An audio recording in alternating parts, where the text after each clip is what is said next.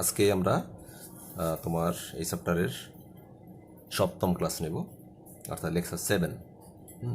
আমরা গত ক্লাস দেখেছিলাম যে তোমার কিউ আদান থেকে বা কোনো আদান থেকে আর দূরত্বে কোনো বিন্দুর বিভব।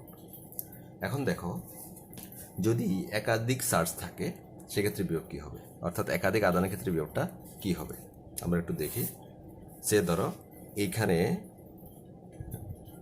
প্লাস Q1 আদান আছে, আবার এইখানে প্লাস Q2 আদান আছে, যা দুটো দেখাই। হ্যাঁ, আর এখানে একটা বিন্দু আছে, ধরো সে পি বিন্দু। তো পি বিন্দুর বিভব আমাদেরকে বের করতে হবে। একটা ব্যাপার খেয়াল করো, এখানে Q1 আদান ধনাত্মক আদান, তো যেহেতু এটা ধনাত্মক আদান তার একটা তড়িৎ ক্ষেত্র থাকবে। এই ক্ষেত্রটি স্বাভাবিকভাবে পি বিন্দু থাকতে পারে। ধরে নিচ্ছি এই পি বিন্দুটি Q1 চার্জের তড়িৎ ক্ষেত্রের মধ্যে অবস্থান করতেছে। একইভাবে এখানে আরেকটা আদান আছে Q2 একটা নিজস্ব একটা ক্ষেত্র আছে, অর্থাৎ এখানে আরেকটা ক্ষেত্র আছে যেটা Q2 আদানের ক্ষেত্র। হ্যাঁ, এই পি বিন্দুটা Q2 আদানেরও ক্ষেত্র, অর্থাৎ এখানে দুটা তড়িৎ ক্ষেত্র মার্জ হয়ে আছে, হ্যাঁ, বা ওভারল্যাপ করতেছে। আমরা বলতে পারি এটা ওভারল্যাপ বা উপরিপাতন হচ্ছে। অর্থাৎ এইখানে পি বিন্দু যদি 1 কুলম আদান আমরা স্থাপন করি বা রাখি, তাহলে সেটা এই প্লাস Q1 আদান কর্তৃক আকর্ষিত বা এক্ষেত্রে বিকর্ষিত হবে, যেহেতু পজিটিভ এটা। আবার Q2 আদান কর্তৃক বিকর্ষিত হবে। হ্যাঁ, এখানে এই পি বিন্দুতে এই Q1 আদানের জন্য একটা বিভব পাওয়া যাবে, আবার Q2 আদানের জন্য আরেকটা বিভব পাওয়া যাবে। এখন প্রশ্ন হচ্ছে, তাহলে পি বিন্দুর বিভব কী হবে? পি বিন্দুর বিভব হবে, যেহেতু এখানে দুইটা বিভব পাওয়া যাবে, তো স্বাভাবিকভাবেই বিভব আমরা জানি স্কেলার রাশি। যেহেতু বিভব স্কেলার রাশি, পি বিন্দুর বিভব হবে এই Q1 আদানের জন্য বিভব প্লাস Q2 আদানের জন্য বিভব। এখানে জাস্ট যোগ করে দিলে হয়ে যাবে। হ্যাঁ, তোমার ভেক্টরের কোনো ব্যাপার নাই, যেহেতু দিকের কোনো ব্যাপার নাই, জাস্ট সরাসরি মানটা যোগ করে দিলেই হয়ে যাবে। তো কীভাবে হবে সেটা দেখো। সে ধরো প্লাস Q1 আদান থেকে আমাদের পি বিন্দু দূরত্ব R1 ধরে নিলাম। আচ্ছা, তো এবার আসো, এই প্লাস Q2 আদান থেকে আমাদের পি বিন্দু দূরত্ব ধরে নিচ্ছি R2। এখন পি বিন্দুতে Q1 আদানের জন্য বিভব কী হবে আমরা একটু দেখি। হ্যাঁ, আমরা এই যে টপিকটা পড়াচ্ছি সেটা হচ্ছে একাধিক চার্জের জন্য বিভব। এটা একটু লিখে রাখি, একাধিক চার্জের জন্য বিভব। আচ্ছা, আসো তাহলে পি বিন্দুতে Q1 আদানের জন্য প্লাস Q1 আদানের জন্য বিভব কী হবে আমরা লিখি। পি বিন্দুতে Q1 আদানের জন্য বিভব, এটাকে V1 ধরতে পারো। তাহলে V1 হবে 1/4πε0। আমরা দেখেছিলাম যে কোনো একটি আদান থেকে গত ক্লাসে আর দূরত্ব বিভব 1/4πε0 Q/R। তাহলে এক্ষেত্রে এই প্লাস Q1 আদান থেকে আমাদের পি বিন্দু দূরত্ব কত? R1। তাহলে এক্ষেত্রে বিভব হবে 1/4πε0 Q1/R1। আচ্ছা, তাহলে আমরা পেয়ে গেছি যে Q1 আদানের জন্য পি বিন্দুতে বিভব। একইভাবে Q2 আদানের জন্য আরেকটা বিভব পাওয়া যাবে, সেটা কি হবে? পি বিন্দুতে Q2 আধানের জন্য বিভব, আমরা এটাকে বলবো V2। আসো, V2 Q2 আধান থেকে আমাদের পি বিন্দু দূরত্ব কতটুকু? R2। হ্যাঁ, তাহলে V2 সমান হবে 1/4πε0 Q2/R2। এখন আসো, এই পি বিন্দুতে আমরা দুইটা আদানের জন্য দুইটা বিভব পেয়ে গেছি। খেয়াল করো, এই দুইটা বিভব মূলত দুইটা কাজ, একটা হচ্ছে V1 আর একটা হচ্ছে V2। এই দুইটা কী রাশি? স্কেলার রাশি। V1 স্কেলার রাশি, কাজের পরিমাণ। V2 স্কেলার রাশি। তবে আমরা দেখাইছি যে গত ক্লাসে দেখাইছি এই V1 পজিটিভ বা নেগেটিভ হতে পারে, ধনাত্মক বা ঋণাত্মক হতে পারে। একইভাবে V2 পজিটিভ বা নেগেটিভ হতে পারে। এটা ডিপেন্ড করবে অ্যাকচুয়ালি কিসের উপর? নির্ভর করবে Q1 এবং Q2 এর উপর। যদি Q2 পজিটিভ, Q1 পজিটিভ হয় তাহলে তার বিভব পজিটিভ হবে। হ্যাঁ, এক্ষেত্রে আমাদের Q1 পজিটিভ, অতএব বিভব হচ্ছে পজিটিভ। যদি Q1টা নেগেটিভ হতো তাহলে এটা বিভবটা হতো নেগেটিভ। তো B2 এর ক্ষেত্রেও তাই। Q2 যদি পজিটিভ হয় তাহলে বিভব পজিটিভ, Q2 যদি নেগেটিভ হয় বিভবটা নেগেটিভ। তাহলে B1 B2 হ্যাঁ তোমার বিভব হবে এটা পজিটিভ এবং নেগেটিভ হতে পারে। হয় উভয় পজিটিভ হতে পারে, আবার উভয় নেগেটিভ হতে পারে, অথবা একটা পজিটিভ একটা নেগেটিভ হতে পারে। তাহলে মোট বিভব কী হবে? সুতরাং পি বিন্দুতে মোট বিভব ভি সমান 1/4πε0 যোগ করে একবারে যোগ করে দিলাম, V1 + V2 হবে। V সমান হবে V1 + V2। আমি একবারে লিখলাম Q/R1 + 1/4πε0, এটা Q1/R1 হবে, Q2/R2। এই হচ্ছে তোমার ভি, মোট বিভব, জাস্ট বীজগাণিতিক যোগফল। হ্যাঁ, মান দুটা যোগ করে দিলে হয়ে যাবে। এখানে প্রাবল্যের ক্ষেত্রে আমরা দেখেছিলাম মানও বের করতে হয়, দিকও নির্ণয় করতে হয়। এক্ষেত্রে দিক নির্ণয়ের কোনো ব্যাপার নাই, যেহেতু স্কেলার রাশি, শুধু মান বের করলেই হয়ে যাবে। তবে এই ক্ষেত্রে মাথায় রাখবা যে পজিটিভ নেগেটিভ দিতে হবে। হ্যাঁ, আমি আবার বলতেছি, Q1 পজিটিভ হলে এটা পজিটিভ হবে, Q নেগেটিভ হলে এটা নেগেটিভ। অর্থাৎ চার্জের যদি -2 থাকে তাহলে তুমি এখানে Q1 এর পরিবর্তে -2 দিবা, আর যদি +2 কলম থাকে তাহলে জাস্ট 2 দিবা। অর্থাৎ এক্ষেত্রে চিহ্নটা ইম্পর্টেন্ট, চিহ্ন তোমাকে দিতে হবে।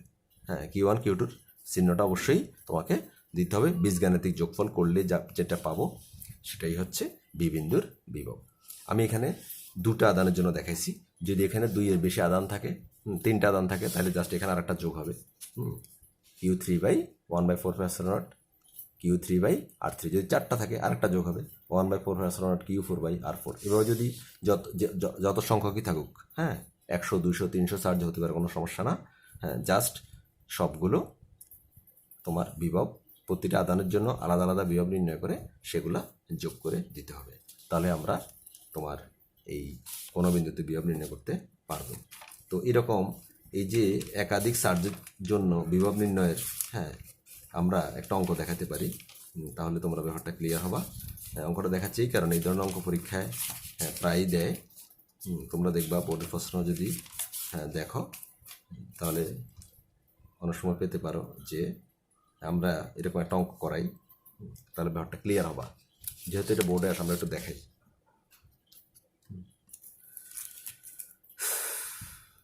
আমরা একটা অঙ্ক দেখাই। কোনো বর্গক্ষেত্রের 3টি কৌণিক বিন্দুতে যথাক্রমে, আমি প্রশ্নটা লিখি তাহলে তোমাদের বুঝতে সুবিধা হবে। কোনো বর্গক্ষেত্রের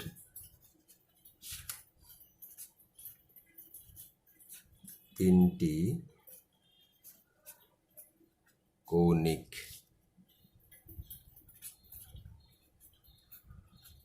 বিন্দুতে যথাক্রমে 6 × 10⁻9 কুলম,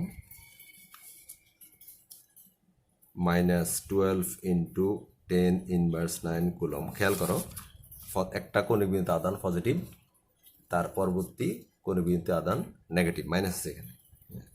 আচ্ছা, এবং আরেকটা 3টি কৌণিক বিন্দু বলছে, আরেকটা বিন্দু আছে, এবং আরেকটা হচ্ছে 14 × 10⁻9 কুলম। আধান স্থাপন করলে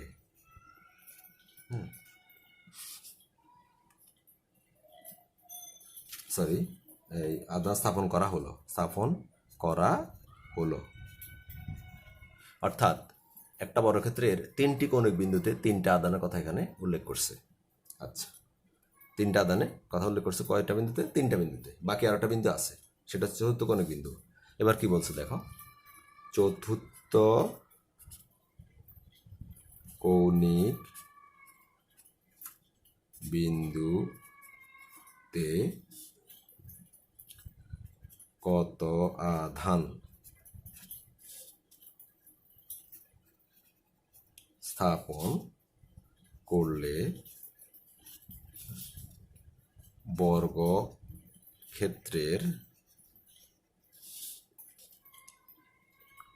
কেন্দ্রে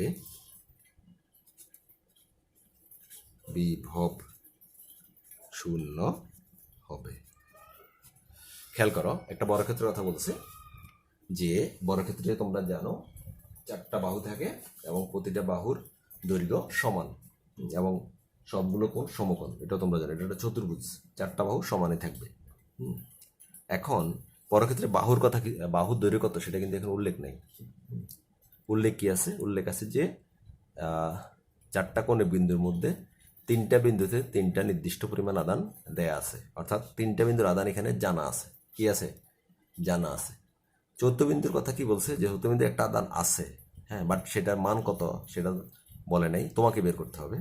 অ্যাকচুয়ালি এখানে 4টা কোণের বিন্দুতেই আদান আছে, এর মধ্যে 3টা কোণের বিন্দুর আদান গিভেন অর্থাৎ দেয়া আছে, বাকি 14 কোণের বিন্দুর আদান তোমাকে নির্ণয় করতে হবে। আর এখানে একটা কথা বলছে যে তোমার বর্গক্ষেত্রের কেন্দ্রে মোট বিভব শূন্য, অর্থাৎ 4টা আদানের জন্য টোটাল যে বিভব পাওয়া যাবে, যেটা আমরা একটু আগে দেখাইলাম, সেই বিভবের সমষ্টি 4টা আদানের জন্য 4টা বিভব অবশ্যই আসবে। সেই 4টা বিভবের যোগফল বা বীজগাণিতিক যোগফল কত হবে? শূন্য হবে। এই ইনফরমেশন থেকে আমরা 14 কোণিক বিন্দুর আদান আমরা নির্ণয় করব। তো কীভাবে করবো দেখো, আমরা যেহেতু 4টা কোণিক বিন্দু আমরা একটু আগে দেখাইছি, দেখো থিওরিতে আমরা একটু আগে জাস্ট একাধিক চার্জের জন্য বিভব বের করে দেখাইছি যে Q1 আদানের জন্য বিভব, 2টা আদান যেহেতু এখানে কাছাকাছি আছে, Q1 Q2, 2টা আদানের জন্য 2টা বিভব, একটা আদান Q1 ধরছি আর একটাকে Q2 ধরছি। আমি বলছিলাম যে 3টা আদান, 4টা আদান, 5টা, 10টা, 100টা হতে পারে, কোনো সমস্যা নেই। তাহলে তৃতীয় আদানটাকে ধরবো Q3, আমাদের চতুর্থ আদানটাকে ধরবো Q4। তাহলে আমাদের এখানে 4টা যেহেতু আদান আছে, আমরা এই প্রথম কোণিক বিন্দুর আদানটাকে এটাকে Q1 ধরতে পারি, এই সেকেন্ডটাকে আমরা এই আদানটা Q2 ধরতে পারি, থার্ডটাকে আমরা Q3 ধরতে পারি, আর যেটা দেয়া নাই চৌদ্দ আননোন, যেটা হ্যাঁ 14 বিন্দুর কোণিক বিন্দুর আদান, সেই আদানটাকে আমরা Q3 ধরব। Q3 ধরব। আচ্ছা, আরেকটা ব্যাপার, এখানে দূরত্বের একটা ব্যাপার আছে। দূরত্বের কথা ওরা কিছু উল্লেখ করা নাই, আমরা ধরে নেব যে কোনো একটা দূরত্ব। সে ধরো আমি X ধরতে পারি অথবা R ধরতে পারি। তো আমরা সেখান থেকে মূলত কি বের করব? Q4 মান নির্ণয় করব। কি দেয়া আছে? মোট বিভব V ইকুয়াল দেয়া আছে 0। ওকে, তাহলে আমরা অঙ্কটা করি বা সলিউশন করি। প্রথমে আমরা যেটা করব, 4টা কৌণিক বিন্দুর বিভব আমরা এখানে লিখি। Q1, প্রথমটাকে আমরা Q1 বলবো, আমরা দেখে দেখে লিখতে পারি। Q1 হচ্ছে প্রথমটা 6 × 10⁻৯ কুলম। আচ্ছা, সেকেন্ডটা -12, সেকেন্ডটা নেগেটিভ, Q2 -12 × 10⁻৯। আসে এবার থার্ডটা Q3, সেটা কি দেখো 14 × 10⁻৯, 14 × 10⁻৯ কুলম। আচ্ছা, চৌদ্দ চার্জ কত? Q4, এটা আমরা 14 কোণের বিন্দু চার্জ, এটা আমরা মূলত নির্ণয় করব। কি দেয়া আছে? মোট বিভব দেয়া আছে কোথায়? কেন্দ্রে। কেন্দ্রে মোট বিভব V ইকুয়াল দেয়া আছে কত? 0। ওকে, আচ্ছা, তাহলে আমরা অঙ্কটা করি। প্রথমেই আমরা একটা কাজ করি, আমরা একটা তোমার বর্গক্ষেত্র আঁকি।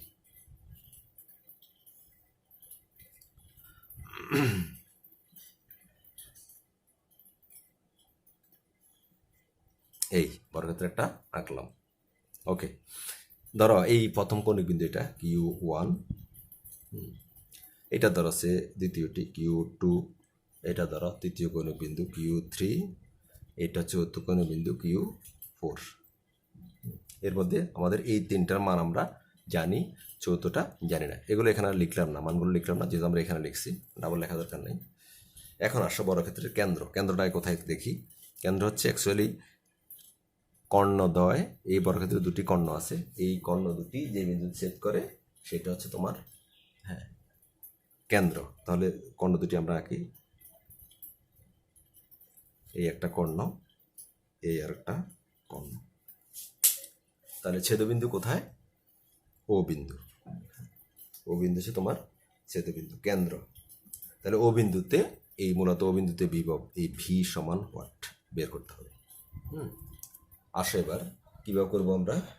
আমরা এই চারটা আদানের জন্য চারটা বিভব পাবো। তাহলে কিউ ওয়ান থেকে ও বিন্দুর বিভব, যদি ও বিন্দু বের করতে হয় তাহলে কিউ ওয়ান থেকে ও বিন্দু দূরত্ব নির্ণয় করতে হবে, জানতে হবে, কিন্তু এটা দেয়া নাই। একইভাবে কিউ টুর জন্য কিউ টু থেকে ও বিন্দু দূরত্ব নির্ণয় করতে হবে, এটাও দেয়া নাই বা জানতে হবে। হ্যাঁ, আমরা এই চারটা দূরত্ব জানতে হবে। ও থেকে কিউ ওয়ান দূরত্ব, কিউ টু দূরত্ব, কিউ থ্রি দূরত্ব, কিউ ফোর দূরত্ব জানতে হবে। আমরা কোনোটাই জানি না। আমরা ধরে নিচ্ছি দূরত্ব সবগুলো, যেহেতু দূরত্ব সবগুলো দূরত্ব কিন্তু সমান হবে। দেখো, খেয়াল করো, সবগুলো দূরত্ব সমান। আমরা ধরে নিচ্ছি দূরত্বগুলো হচ্ছে আর আর আর আর। তাহলে আমরা প্রথমে যেটা করব সেটা হচ্ছে বর্গক্ষেত্রের কেন্দ্র ও হতে কৌণিক বিন্দুগুলোর দূরত্ব কি ধরবো? আর। এটা আমরা ধরি, এটা আমরা প্রথমে ধরে নিলাম দূরত্ব আর। তাহলে এখন আসো, এই কিউ ওয়ানের জন্য বিয়োগ কি হবে? হ্যাঁ, কিউ ওয়ানের জন্য বিয়োগ, তাহলে আমরা লিখতে পারি সুতরাং কিউ ওয়ানের জন্য ও বিন্দুতে বিভব, এটাকে আমরা ভি ওয়ান ধরি। একটু আগে যেভাবে দেখাচ্ছি ঠিক সেভাবে ভি ওয়ান হবে 1/4πε0 কিউ ওয়ান বাই আর। দূরত্ব কত? আর। চার্জ কত? Q one. একইভাবে কিউ টু এর জন্য ও বিন্দুতে বিভব ভি টু কত হবে? 1/4πε0 কিউ টু বাই আর। দূরত্ব কিন্তু একই, এখানেও সেম দূরত্ব, দেখো আর কিউ টু বাই আর। শুধু চেঞ্জ হচ্ছে কোনটা?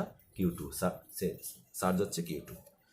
কিউ থ্রি এর জন্য ও বিন্দুতে বিভব একই রকম বি থ্রি 1/4πε0, এটা হবে কিউ থ্রি বাই আর।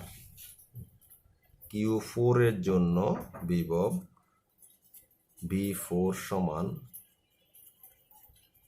এটা হবে তোমার কিউ ফোর বাই আর। তাহলে চারটা বিভবের জন্য চারটে চার্জের জন্য আমরা চারটা বিভব এখানে পাবো। এবার আসো মোট বিভব। এবার দেখো সুতরাং বর্গক্ষেত্রের কেন্দ্রে মোট বিভব ভি সমান কি হবে? এখানে কয়টা বিভব পাওয়া যাচ্ছে? চারটার বীজগাণিতিক সমষ্টি হবে মোট বিভব। তাহলে বি সমান হবে V one plus V two plus V three plus V four. আচ্ছা, এবার আসো আমরা মানগুলো বসাই দিই। বি সমান কি দাঁড়ায়? একটা জিনিস খেয়াল করো, প্রতিটা এই বি ওয়ান থেকে বি ফোর পর্যন্ত সবগুলোতেই দেখো একটা কমন মান আছে, সেটা হচ্ছে 1/4πε0 আর। দেখো আছে। ওকে, তাহলে আমরা যদি একবারে লিখি, এই চারটা যোগ করার ক্ষেত্রে আমরা 1/4πε0 বাই আর এটা কমন নিতে পারি। তাহলে বি সমান হবে, একবারে লিখে ফেললাম 1/4πε0 আর।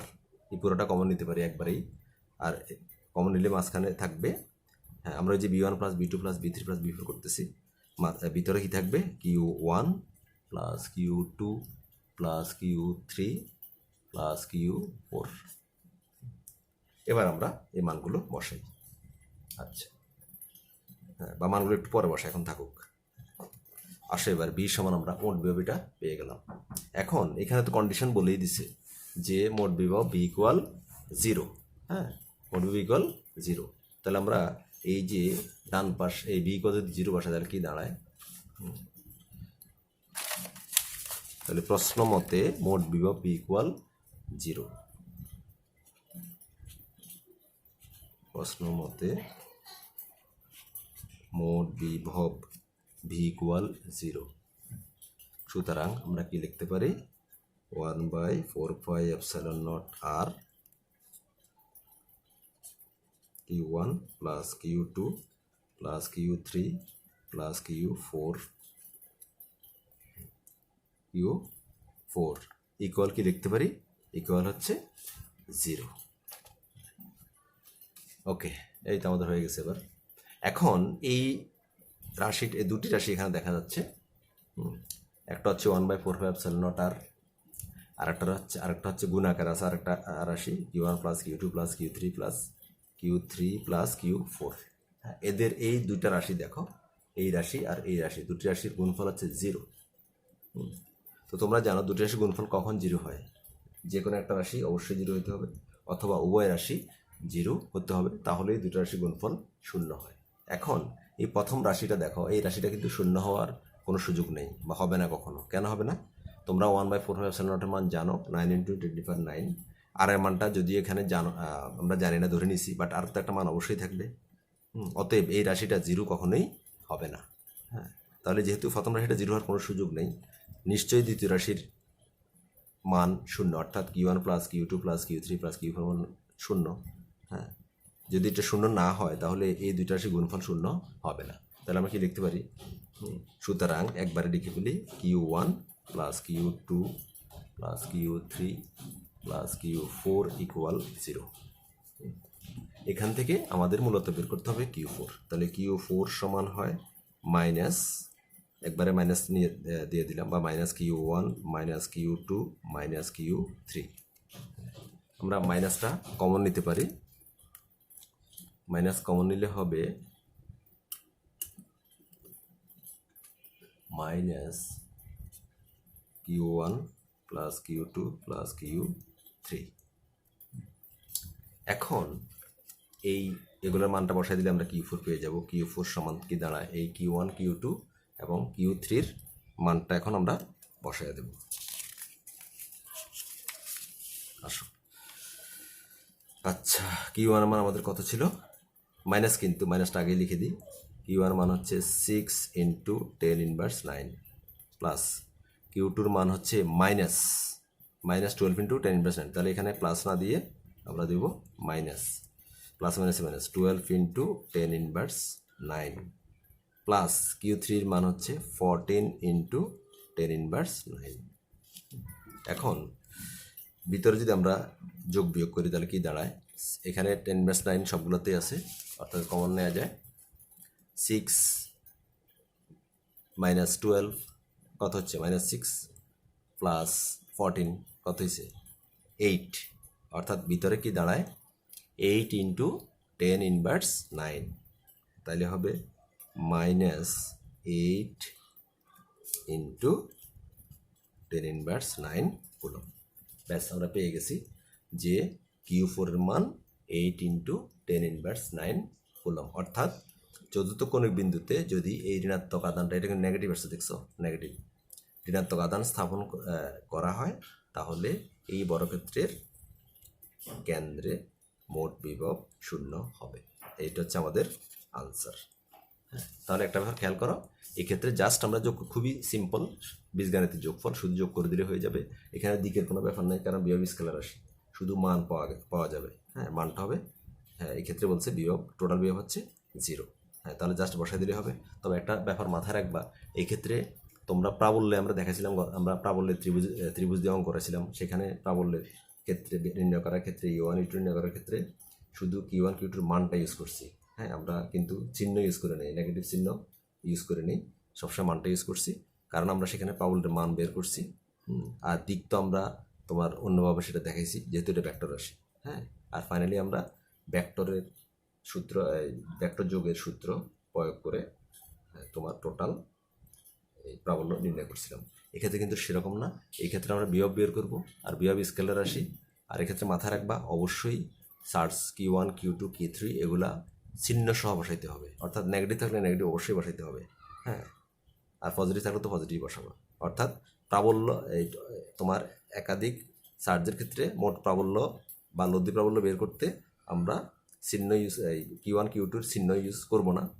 বাট বিভবের ক্ষেত্রে মোট বিভব বের করতে অবশ্যই তোমার চার্জের চিহ্নগুলো তোমাকে লিখতে হবে, নাহলে কিন্তু অঙ্কের অ্যাকচুয়াল আনসার আসবে না, ভুল হবে। তো আজকে এই পর্যন্ত থাকুক। হ্যাঁ, আমরা নেক্সট ক্লাসে এই আরও অন্য নতুন কিছু দেখাবো। সবাই ভালো থাকো, আল্লাহ হাফিজ।